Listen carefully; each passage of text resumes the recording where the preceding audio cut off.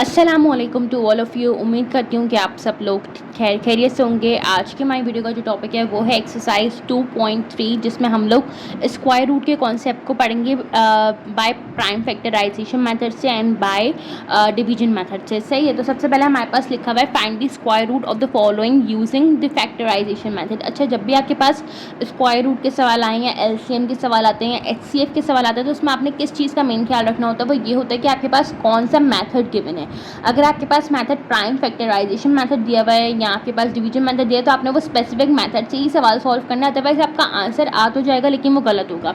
ठीक है, तो अब हमारे पास क्या होगा कि हमने सॉल्यूशन की हेडिंग डाल के सबसे पहले, क्योंकि फैक्टराइजेशन मेथड है तो इस तरीके से रोज एंड कॉलम्स ड्रॉ करने हैं। ठीक है, अब हमारे पास 25 है तो 5 5 25 होता है और 5 1 5 होता है। सही है, हमने सबसे पहले तो इस तरीके से कर लिया। अब हम क्या करेंगे कि हम स्क्वायर रूट निकाल के रहे रूट 25 रखेंगे इस तरफ इज इक्वल टू रूट में रखेंगे 5 मल्टीप्लाई बाय 5 को। हमारे पास जब भी रूट में पेयर बन रहे होते हैं, बड़ा इंपॉर्टेंट कॉन्सेप्ट होता है क्लास 6-7 के लिए, क्योंकि नया नया होता है कि जब भी हमारे पास रूट में पेयर बन रहे होते हैं तो वो रूट से क्या होता है बाहर आ जाता है। देखिए, ये पेयर बन गया, 2 का पेयर बनता है हमेशा। तो जैसे ही 2 नंबर्स का आपस में पेयर बनेगा, वो 2 नंबर सिमिलर है। देखिए, अगर यहाँ पे 5 है तो यहाँ पे भी 5 है, तो उस सूरत में क्या होता है कि वो बाहर आ जाता है। तो रूट 25 मेरे पास क्या हो जाएगा, 5 के बराबर हो जाएगा। और सिंपली इसको इस तरीके से भी आप देख सकते हैं, कैलकुलेटर में भी करके दिखाती हूँ कि अगर मैं रूट 25 लूँगी तो इसका आंसर क्या आ रहा है, 5 आ रहा है। ठीक है, अब हम चलते हैं आपके पार्ट नंबर बी की तरफ। इसमें मेरे पास दिया होता है 81, तो मैं कोशिश ये करूँगी कि मैं इसको लीस्ट नंबर से सिंप्लीफाई करने की कोशिश करूँ। तो मैं इसको 3 से करूँगी, तो 3 2 द 6 होता है, 2 मैंने इसको कैरी फॉरवर्ड की, 3 7 द 21, 3 9 द 27, 3 द 9, 3 1 द 3।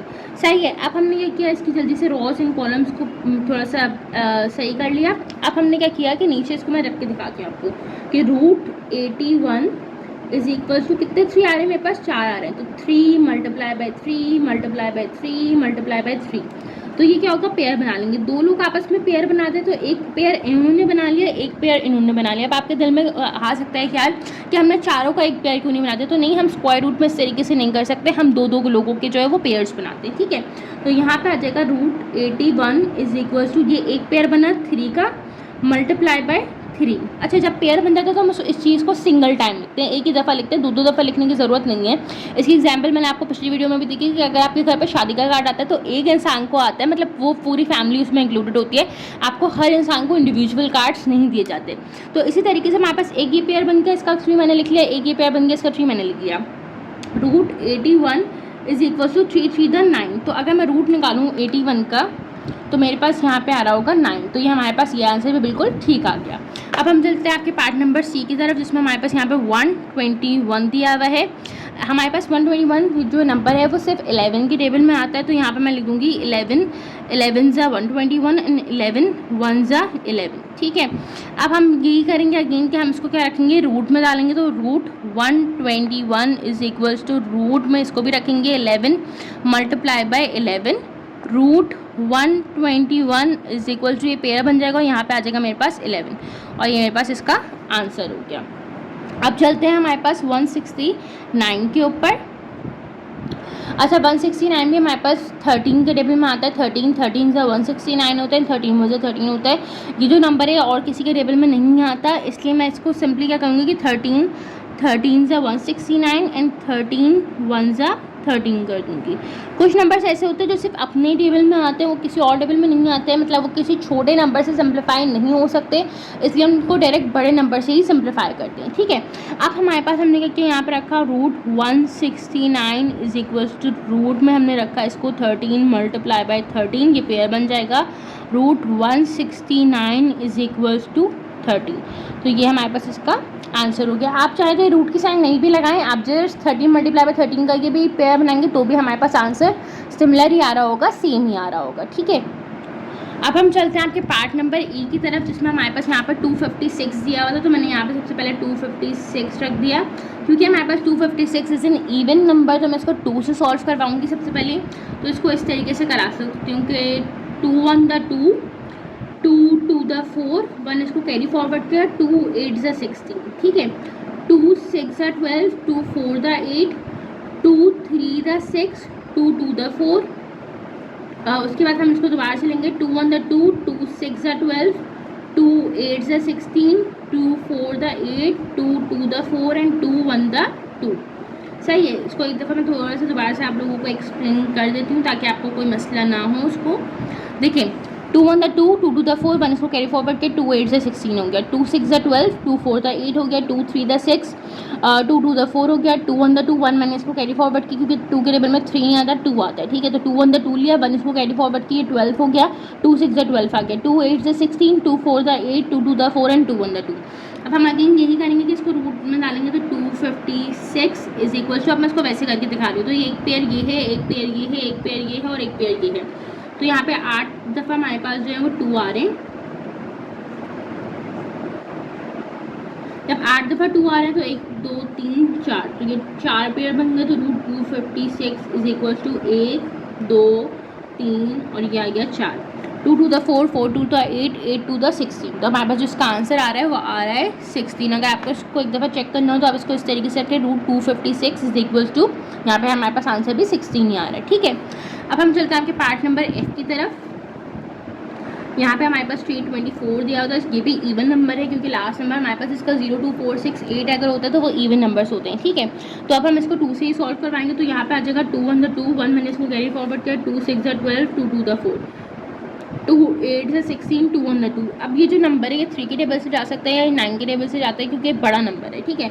ये ऑड नंबर है तो ये 2 के टेबल से अब नहीं जा सकता। तो मैं यहाँ पे लिखूँगी 3 2 द 6, इसको कैरी फॉरवर्ड किया, 3 7 the 21, 3 9 the 27, 3 3 the 9 and 3 1 the 3। आपको इसमें जो बेसिक टेबल्स हैं वो अच्छी तरीके से अगर आते होंगे तो इन सवाल में आपको कभी भी मसला नहीं होगा। मैंने यहाँ पे रखा root 324 is equal to 2 multiply by 2 multiply by 3 multiply by 3 multiply by 3 multiply by 3। एक पेयर ये बन गया, एक पेयर ये बन गया, एक पेयर ये बन गया। Root 324 is equal to 2 multiply by 3 multiply by 3, 3 pairs की मेरे पास, ठीक है। अब 2 3 द 6, 6 3 ज़ा 18 होता है। तो मेरे पास जो इसका आंसर आ रहा होगा 324 का वो आ रहा होगा 18। तो मैं आपको यहाँ पे भी दिखा देती हूँ कि रूट हमारे पास है यहाँ पे 324, तो यहाँ पे आंसर 18 आ रहा है। इट मीन्स कि हमने इसको सवाल को ठीक किया है। चलते हैं आपके पार्ट नंबर एच की तरफ। इसमें अगर आपको दिख रहा हो कि हमारे पास जो नंबर है वो 0.36 है। इट मीन्स कि हमारे पास ये जो पॉइंट में आ रहा है, अब अगर ये पॉइंट में आ रहा है तो हमें सबसे पहले इसको कन्वर्ट करने पड़ेगा। यहाँ पर जो 0.36 है उसके नीचे हमारे पास यहाँ पे 1 है, ठीक है। तो मैंने क्या किया, इस पॉइंट को 2 डिजिट मूव करा है, 1 और ये 2। तो जब मैं 2 डिजिट इसको मूव कराऊंगी तो ये 36 बन जाएगा और यहाँ पे मेरे पास आ जाएगा 100 उसके नीचे अपॉन में। तो मुझे जो एलसीएम निकालना होगा वो निकालना होगा 36 अपॉन 100 का एलसीएम निकालना होगा। फैक्टराइजेशन करनी हो 36 अपॉन 100 की करेंगे। तो मैंने यहाँ पे दोनों की अलग सेपरेट करेंगे तो 36 और 100 दोनों को यहाँ पे रख लिया, सही है। अब हम इसको सॉल्व करते हैं। तो 2 1 द 2, 1 इसको दिया, 2 8 द 16, 2 9 द 18, 3 3 द 9, 3 1 द 3। ये हमने 36 को सॉल्व कर लिया। अच्छा, जब भी हम पॉइंट वाले सवाल करेंगे तो हमारे पास 2 ही नंबर्स बन रहे होंगे, एक नीचे आ रहा होगा न्यूमरेटर में, ऊपर न्यूमरेटर में, और एक आ रहा होगा डिनोमिनेटर में। तो हमें दोनों का जो है वो अलग अलग प्राइम फैक्टराइजेशन करके उनको लास्ट में डिवाइड कराना होगा, सही है। तो यह आ जाएगा 2 5 द 10, 0 ऐसे आ गया, 2 2 द 4, 1 इसको दिया, 2 5 द 10, 5 5 द 25 एंड 5 1 द 5, सही है। अब हमने इस तरीके से इधर लाइन्स ड्रॉ कर दी। अब हमने क्या किया कि यहाँ पे इसको अलग से रखेंगे तो रूट हमारे पास आ जाएगा 36 is equals to 2 multiply by 2 multiply by 3 multiply by 3। एक पेयर ये बन गया, एक पेयर ये बन गया, और इसको इस तरीके से लिख सकते हैं कि 2 multiply by 3 is equals to 6।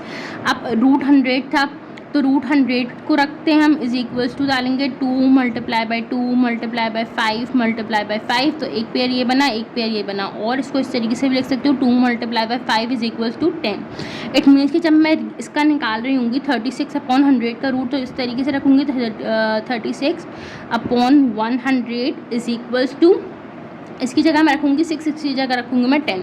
तो ये आ गया 6 अपॉन 10। जब मैं 6 अपॉन 10 को डिवाइड कराऊंगी तो जो मेरे पास इसका आंसर आएगा दैट इज़ 0.6।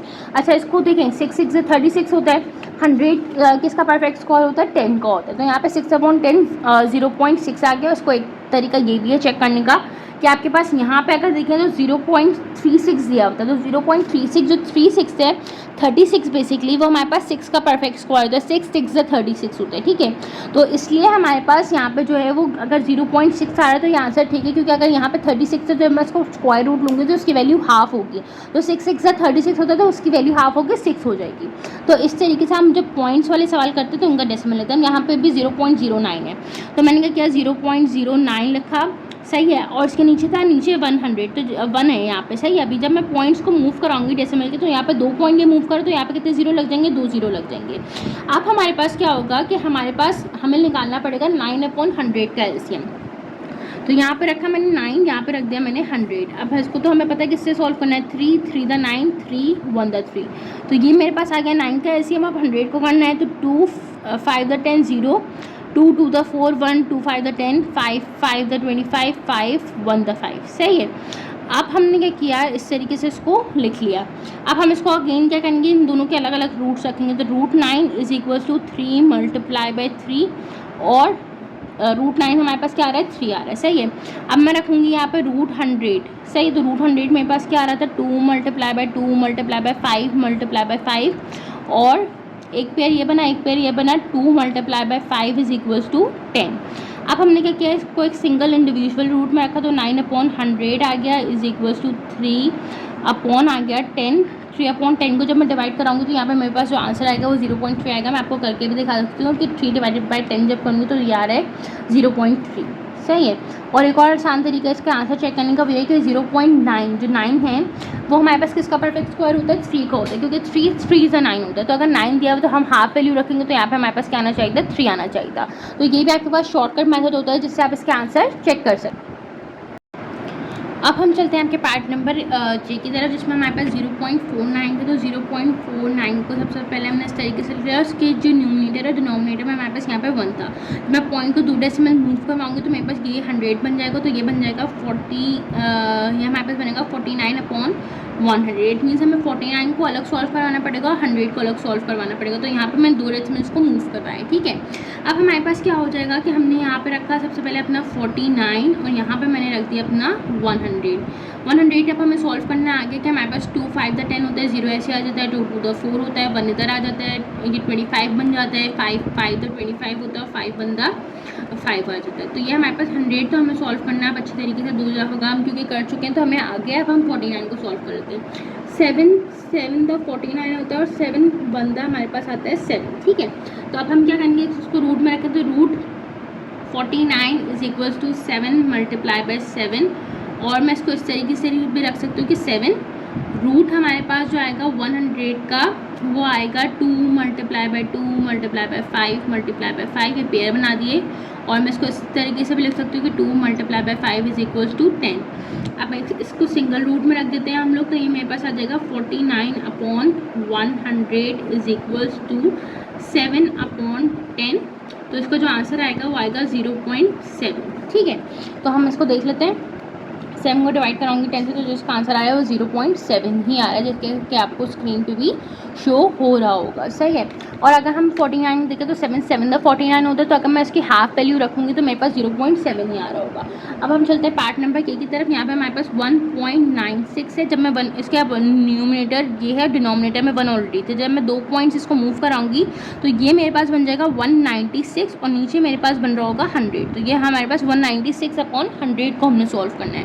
तो यहाँ पे मैंने 196 लिख दिया, यहाँ पे मैंने अपने पास 100 लिख लिया। अब 196 को हमें सॉल्व करवाना पड़ेगा। 96 में हमारे पास लास्ट नंबर क्योंकि इवन है तो मैं इसको 2 से सॉल्व करा लूँगी। 2 9 द मेरे पास 18 होता है, 1 इसको दूंगी, सही है। 2 8 द 16 हो जाएगा, 2 4 द 8 होता है, 1 इसको दिया, 2 9 द 18 हो गया, ठीक है।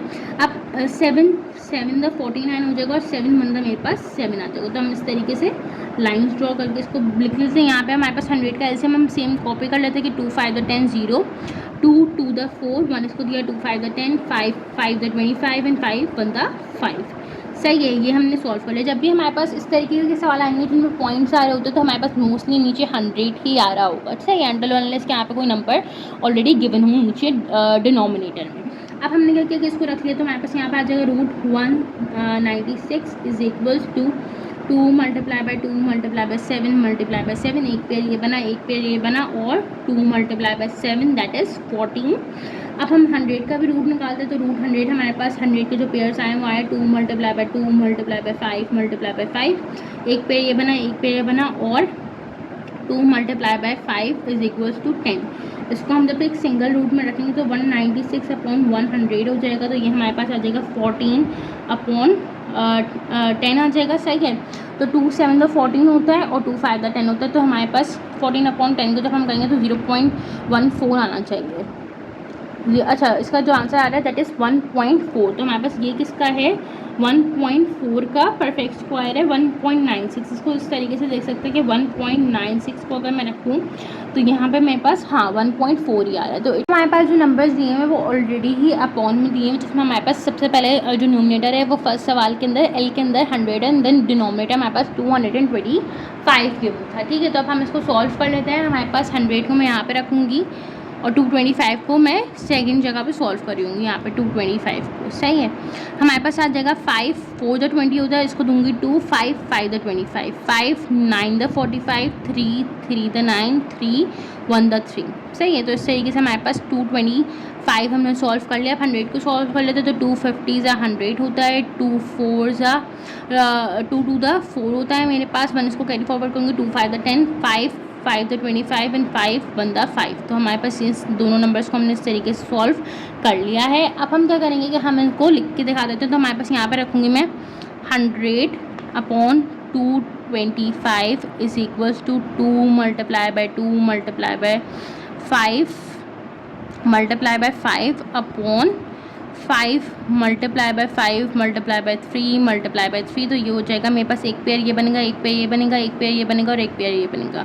तो 2 multiply by 5 upon 5 multiply by 3, तो ये बन जाएगा 10 अपॉन 3 5 से आता है 15। तो जब मैं 10 अपॉन 15 कर रही होंगी, 10 को मैं डिवाइड कराऊंगी 15 से, जो आपकी नॉर्मल कैलकुलेटर से भी हो जाएगा, तो मेरे पास आ रहा है 0.66। इसका मतलब है इसके मेरे पास जो इसका आंसर आएगा कन्वर्ट करने के बाद वो आ रहा होगा 0.66 इन्फिनाइट टाइम्स। सही, तो ये हमारे पास जो इसका स्क्वायर रूट आ गया वो आ गया ये। और अगर मैं आपको इसको रूट में डाल के दिखाऊँ 100 और 225 को, तो ये देखें इसका जो आंसर आ रहा है वो भी हमारे पास 0.66 आ रहा है। मीन्स कि हमने इसको सवाल बिल्कुल ठीक सॉल्व किया है। अब हम चलते हैं आपके पार्ट नंबर एच की तरफ, एम की तरफ, जो इसका लास्ट पार्ट भी है, जिसमें हमारे पास यहाँ पे दिया हुआ 16 और यहाँ पे हमारे पास दिया हुआ 529। 16 हमारे पास 2 के टेबल से सॉल्व कर लेंगे। 2 8 से 16, 2 4 द 8, 2 2 द 4, 2 1 द 2। सही है, अब हमारे पास क्या होगा कि यहाँ पे चलते हैं 529 को जब हम सॉल्व करेंगे तो 23 से होगा, तो कि 23 का टेबल अगर मैं 23 टाइम्स करूँ तो मेरे पास 521 आता है और 23 1 था 23 आता है। अच्छा, ये जो नंबर है 529 और 23 ये प्राइम नंबर्स हैं, ये सिर्फ अपने ही टेबल में आते हैं, इसलिए हमने इसको डायरेक्ट सॉल्व कर लिया बड़े नंबर से रख के। अगर किसी और टेबल में आ रहा होता तो मैं इसको छोटे नंबर से भी रख के सॉल्व कर सकती थी। अब हमारे पास आता है 16 upon 529 is equal to 2 multiply by 2 multiply by 2 multiply by 2 upon 23 multiply by 23 आ गया। सही है, एक पेयर ही आ गया, एक पेयर ही आ गया, तो ये हो जाएगा 2 मल्टीप्लाई बाय 2 अपॉन 23। अब इसको नेक्स्ट लाइन में लिखते हैं 16 upon 529 is equals to 4 upon 23। जब मैं 4 को डिवाइड कराऊंगी 23 से, 4 डिवाइडेड बाई 23 इज़ 0.17। तो इसका जो आंसर आ रहा होगा वो आ रहा होगा 0.17। अगर आपको इसको एक और तरीके से चेक करना है तो ये कि आपने रूट की साइन लगाई, इस तरीके से लगाया ताकि आपको पता हो कि हमारे पास रूट निकालना है इस चीज़ का, और 529 लगा दिया। सही है, तो हमारे पास ये आ गया 4/23 दैट इज 0.173। और एक और तरीका क्या होता है कि आप इसको सिंपली क्या करेंगे कि 16 अगर नॉर्मल कैलकुलेटर से करना है तो 16 डिवाइडेड बाय 529 कर लें, तो ये आ जाएगा हमारे पास 0.03। इसका आंसर आ रहा है देखो 0.030। अब इसको रूट में रख लें 0.030 को, तो इसका आंसर भी हमारे पास 0.17 आ रहा है। ठीक है, पॉइंट के बाद हम 2 डिजिट ही लिखते हैं, तो ये हमारे पास इसका सॉल्यूशन हो गया। उम्मीद करती हूँ कि आपको ये वीडियो पसंद आई होगी। नेक्स्ट वीडियो हमारे पास जो होगी वो स्क्वायर रूट निकाल रहे होंगे हम बाय डिवीजन मेथड से। वो थोड़ा लॉन्ग प्रोसेस होता है, इसलिए मैंने जो है वो आपको इसी वीडियो में इसको कंटिन्यू नहीं किया। इंशाल्लाह अगली वीडियो तक अपना ख्याल रखें, आप लोगों से मुलाकात होगी। अपना फीडबैक ज़रूर प्रोवाइड करें ताकि मैं अपनी क्वालिटी को मज़ीद बेहतर कर सकूँ, अपने समझाने के तरीके को भी। तब तक के लिए फ़ी अमान अल्लाह, अल्लाह हाफ़िज़।